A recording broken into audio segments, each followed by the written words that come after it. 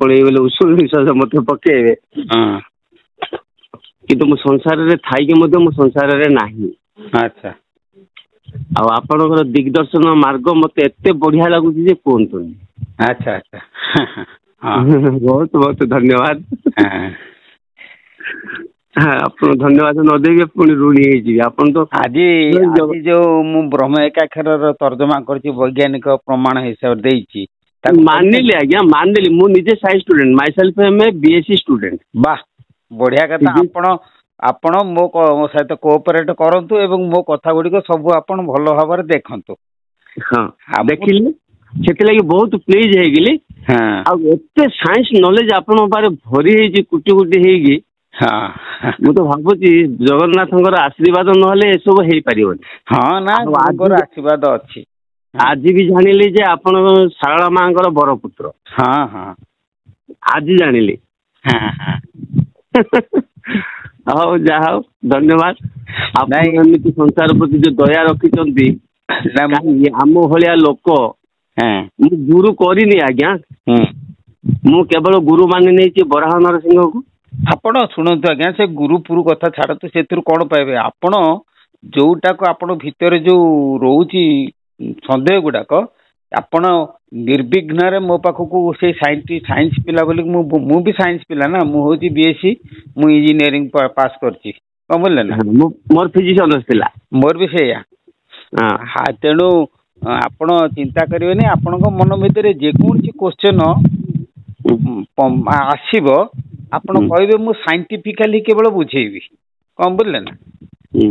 वर्तमान लिखुली कंप्यूटर लिखुली जे न्यूटन जो बलर संख्या देइचंती से प्रकृत बलर संख्या नुह। अच्छा एथि जुले में हां काहे ना से जो बलर संख्या से देइचंती से बलर संख्या होची जे कोना प्रयोग बल। प्रयोग बल बलटा जेतले प्रयोग हबो कोनोसी माने लिखिचंती जे कोड हमर गूगल बे लिखुची कोनोसी ठेला बा टणा प्रक्रिया को बल कहा जाए किंबा जहा स्थिर वस्तु को गतिशील करे किंबा गतिशील वस्तु को स्थिर अवस्था को आने ताको बल कहा जाए बुझले ना।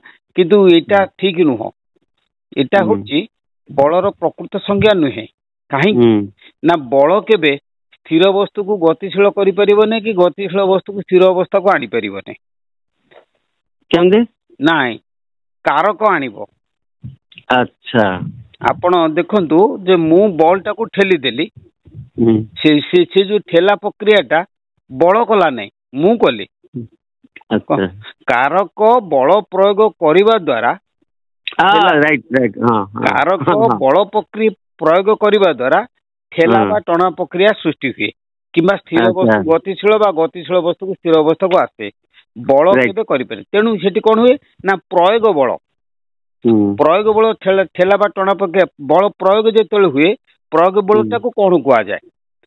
देखंतु मु बाड़ी रे साप को पिटिली बुझले कि मु बाड़ी रे साप को पिटिली पिटिबा होची मोर कार्य मु हेली कारक बाड़ी होची मोर करण जहा द्वारा मु कार्यटा को कली कर्म सेडा कर्म कोजी एथिरे हमर व्याकरण कोजी कर्म हमर भागवत कोजी सेटा को करण जहा द्वारा कार्य करा जाए। तेणु आपण देखंतु मु बल द्वारा बॉलटा को ठेलिली तेणु मु हेली कारक बल हेला करण ठेलिबा हेला कार्य। तेणु एई जो करण एटा होची प्रयोग बल। अच्छा एटा प्रकृत अप्रयोग बल नुहे अप्रयोग बल को आमे मापी परिबा नै कारक देहरे बल केते अछि प्रयोग नहला पूर्व आमे we can not measure unapplied force unapplied force को आमे के भेले मापी परिबा नाही only we can measure the applied force. जेतले बल जेतले अप्लाई करा हबो सेतले आमे जानिबा जे ए बल किछि प्रयोग कले किंतु अप्लाई पूर्व बल को आमे माप करि परिबे नै इमेजरेबल एटा केबे माप करि हेबो नै केते बल अछि। तेणु बल सर्वदा अप्रकाश बल अप्रकाश भाव रे थाए बल अस्तित्व भी न थाए कर्ता देहरे ଅପ୍ରକାଶ ତଥା ଅସ୍ତିତ୍ୱ ବିହୀନ ହୋଇକି ସେ ରହିଥାଏ। ଏ ଖୁବିଟା ମୁଁ ଆପଣଙ୍କଠୁ ପାଇଲି। ଦେଖିଛି ଆପଣଙ୍କର ଏପିସୋଡ ଦେଖିଛି। ବହୁତ ନଲେଜ ମତେ ମିଳିଲା। ତେଣୁ ଆଉ ମୁଁ ଯୋଉ ଭାବୁଥିଲି ସେ ଯୋଉ ଗୀତାର୍ଥ ତତ୍ତ୍ୱ ସାରରେ ସେ ଶୂନ୍ୟ ଯନ୍ତ୍ର ଆଉ ବିଭିନ୍ନ ପ୍ରକାର ଜିନିଷ ମୁଁ ବୁଝିପାରୁନଥିଲି ଭଲ ଭାବରେ, ଆପଣ ପ୍ରାଞ୍ଜଳ ଭାବରେ ବୁଝେଇ ଦେଇଛନ୍ତି, ତେଣୁ ଆପଣଙ୍କୁ ଅଶେଷ ଅଶେଷ ଧନ୍ୟବାଦ। ଗୀତାର୍ଥ ତତ୍ତ୍ୱ ସାରରେ ଯାହାକୁ ଲେଖିଛନ୍ତି ସେ ଶମ୍ଭୁନାଥ ଦାସ ଲେଖିଛନ୍ତି। ଶମ୍ଭୁନାଥ ଦାସ, ହଁ ସେ ଶମ୍ଭୁନାଥ ଦାସ ନୁହେଁ, ତାକୁ ମୁଁ ଶମ୍ଭୁଆ କୁହେ। ସିଏ ଆମ ଘର ପାଖରେ ତାଙ୍କ ଘର, କଣ ବୁଝିଲେ ନା। ସିଦ୍ଧଗିରି ହାଡ଼ିଦାସଙ୍କର ସିଏ ହଉଛି ଶିଷ୍ୟ। ଠିକ ତ କହୁଛନ୍ତି ଆପଣ, ତ ସେ ଲେବଲର ଲୋକ, ଆମେ ତାଙ୍କୁ କହିପାରିବୁନୁ, ଆମେ ସତ୍ସଙ୍ଗରେ ଡାକୁଛୁ। ହଁ ଆପଣ ଡାକୁଛନ୍ତି। ସେ କୁକୁଡ଼ା ବେପାର କରେ ମଙ୍ଗଳପୁର ହାଟରେ, କଣ ବୁଝିଲେ ନା। ପରୀକ୍ଷିତ ଦାସଙ୍କ ଠାରୁ ସେ ଯେତେବେଳେ ଦୀକ୍ଷା ନେଲା, ଦେଇ ସାରିକି ଏଇ ଲେଖା ଗୁଡିକ ସବୁ ଗୁରୁଙ୍କ ପାଖରୁ କଣ କଲା ନା ଚୋରି କରିକି ନେଇ ଆସିଲା। ଆଚ୍ଛା, ଚୋରି କରିକି ନେଇ ଆସିକି ନିଜ ନାଁରେ ସେ ଛପେଇ ଦେଇଛି, ନିଜର କିଛି ନାହିଁ। ଯାହା ହଉ ସେ ଲେଖାଟା ହଉଛି ଅରଖିତ ଦାସଙ୍କର ନା, ତେଣୁ ଆମେ ତାକୁ ମାନିବା, ମହାପୁରୁଷଙ୍କ ଜିନିଷଟାକୁ ଆମେ ତାକୁ ମାନିବା। ସେ ଲେଖା ଗୁଡିକ ଅରଖିତ ଦାସ ଠିକ ଲେଖିଛନ୍ତି, ଭୁଲ ଲେଖି ନାହାନ୍ତି। କିନ୍ତୁ ସେ ଯାହା ଲେଖିଛନ୍ତି ତା ଦେହରେ ଆହୁରି ଆମକୁ କିଛି ରହିଯାଇଛି, ବୁଝିବାର ବାକି ରହିଯାଇଛି, କଣ ବୁଝିଲେ ନା। ମୁଁ ବି ଆହୁରି ଶୂନ୍ୟ ଯନ୍ତ୍ର ଉପରେ ତ ମୁଁ କହିନେଇ, ମୁଁ ଆରମ୍ଭ କରିନେଇ, କଣ ବୁଝିଲେ ନା। ନାଇଁ ଆପଣ ସିନା ଶୂନ୍ୟ ଯନ୍ତ୍ର ବିଷୟରେ କିଛି କହିନାହାନ୍ତି, କିନ୍ତୁ ସେ ଶୂନ୍ୟ ଯନ୍ତ୍ର ଭିତରେ ଯୋଉ ତତ୍ତ୍ୱ ଗୁଡାକ ଅଛି ସେ ତତ୍ତ୍ୱ ତ ଆପଣ ବୁଝେଇଛନ୍ତି। ହଁ ଏଇଟା ସତ, ଏଇଟା ସିଓର। ମୁଁ ଆଗେ ତାର କାରଣ କଣ କି, ମୁଁ ଆଗେ ତତ୍ତ୍ୱ ଗୁଡାକ ବୁଝେଇ ସାରିଲା ପରେ ପଛରେ ଯେତେବେଳେ ମୁଁ ଯନ୍ତ୍ର ଗାର କାଟିକି ଦେଖେଇଦେବି, ଲୋକମାନେ ସହଜରେ ବୁଝିଯିବେ। ସହଜରେ ବୁଝେ, ଏଇଟା ଆପଣଙ୍କ ତ ସମାଜ ପ୍ରତି ଏତେ ଉପକାର ଯେ କୁହନ୍ତୁ। ହଁ ନିଶ୍ଚିତ।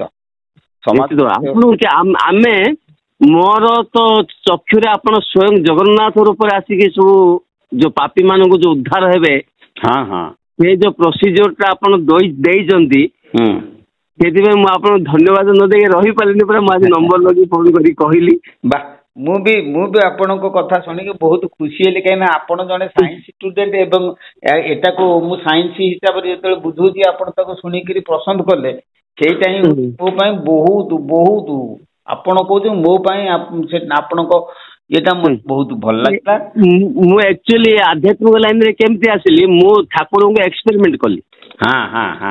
ହେଲେ ଏକ୍ସପେରିମେଣ୍ଟ କଲି, ହେଲେ ସିଏ ତ ମାୟାପତି, ମୁଁ ଆଉ ଜାଣିପାରିଲିନି, ସେ ଭିତରେ ଫସିଗଲି, ମୁଁ ଆଧ୍ୟାତ୍ମିକ ଲାଇନରେ ପଶିଗଲି ଅଟୋମେଟିକ। ଆମର ଯୋଉ ସନାତନ ଧର୍ମ ବୁଝିଲେ, ଆମେ ଯୋଉ ହିନ୍ଦୁ ମାନେ ଯୋଉ ସନାତନ ଧର୍ମକୁ ଗ୍ରହଣ କରୁଛନ୍ତି, ସେ ସନାତନ ଧର୍ମକୁ ମୁଁ ବିଶ୍ୱଜନୀନ କରିବା ପାଇଁ ମୋର ଇଚ୍ଛା। ମୁଁ ଆଜି ସକାଳେ ଶୁଣୁଥିଲି ଆପଣଙ୍କର ଏ କଥା।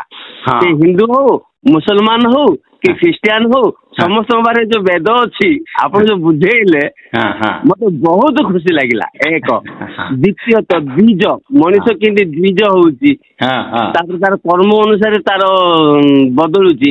ମୁଁ ଏବେ ମତେ କିଏ ଗୋଟେ କୋଶ୍ଚିନ୍ କଲା, ମୁଁ ବ୍ରାହ୍ମଣ, ହେଲେ ସେ ବ୍ରାହ୍ମଣ ଜନ୍ମ ବ୍ରାହ୍ମଣ, ହେଲେ ତାକୁ ମୁଁ କହିଲି ଜନ୍ମରୁ ବ୍ରାହ୍ମଣ ନା କର୍ମରୁ ବ୍ରାହ୍ମଣ କୁହ। ବାସ୍ ବଢିଆ କଥା କହିଛନ୍ତି ଆପଣ।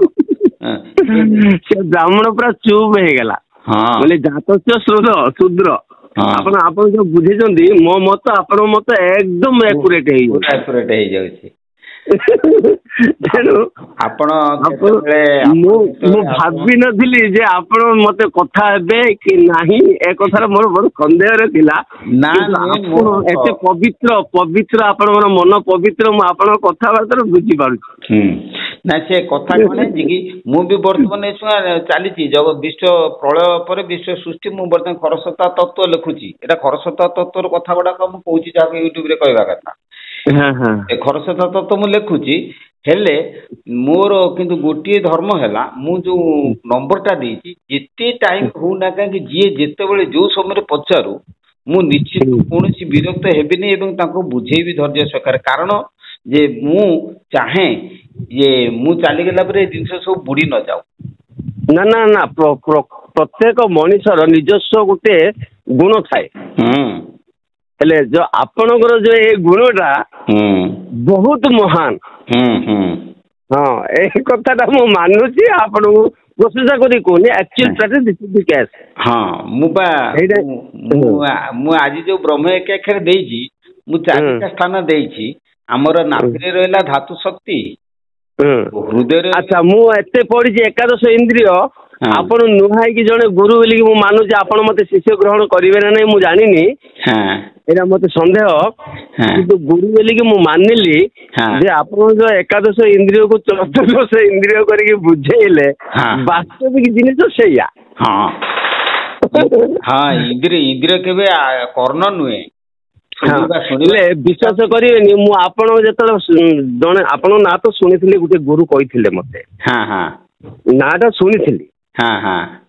ବିଜ୍ଞାନ ମତରେ ଶାସ୍ତ୍ରକୁ ବୁଝେଇବା ପାଇଁ ବ୍ୟାଖ୍ୟା ଆପଣଙ୍କ ଦ୍ୱାରା ଆଉ କେହି କରିନାହାନ୍ତି, ମୁଁ ଆଜି ପର୍ଯ୍ୟନ୍ତ ଶୁଣିନି। ଏଇଟା ସତ। ଆପଣଙ୍କର ଯେତେବେଳେ ମୁଁ ପାଇଲି ଏଇ ଜିନିଷଟା ବାସ୍ତବରେ, ଆପଣଙ୍କ ଯୋଉ ପରିଚୟ ପାଇଲି, ଆପଣଙ୍କର ଏପିସୋଡ ମୁଁ ଦେଖି ଦେଖି ଏତେ ପ୍ଲିଜ୍ ହେଇଯାଉଛି ଯେ କୁହନ୍ତୁନି।